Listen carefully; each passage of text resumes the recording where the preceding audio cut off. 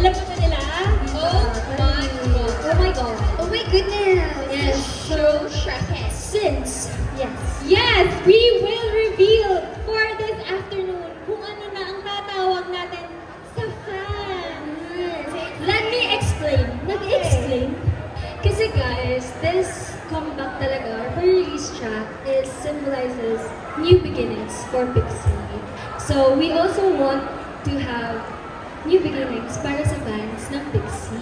Yeah. So dahil dyan, we decided to change the fandom name of Pixie.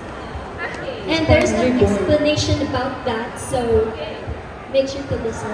Listen, listen, listen. Bago naman explain, papakita muna namin. Okay. Ay, float! Pixie dust, charot. Alikabok. Uy! Alikabok. Uy, isa yun sa ano nila, sa mga... Yun yung nare-request natin. Nare-request nyo dati yun, tapos pag natupad, magagalit kayo. Oo. Okay lang sa inyo guys, tawagin Alikabok. fantasy niyo yun. Parang di sila masayubi, sabi nila. Uy, kayo yung nag-request niya last time. Nakikita ko yung mga mukha niyo dyan. Dahil dyan, i-release na po namin siya dito. Yes. Meron po siyang countdown. 1, 2, 3, 4, 5, let's go. Ah, okay. Ay, float! Ay, ayun na!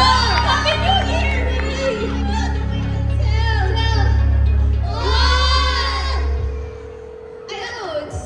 That's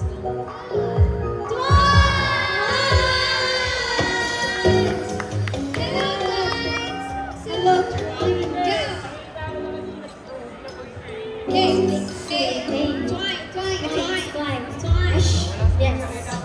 Explain bakit twice. Uy, napasa sa akin. At dahil dyan, Twines ang tawag sa inyo because it means intertwining. The connection from Pixie to our fan. Yes! Yun na yan. Simple as that. Hello! Parang hindi nila gets. O, in Tagalog nyo yun. Nire-represent nila yung bond between the members and the fans. Yun na yan. Yes!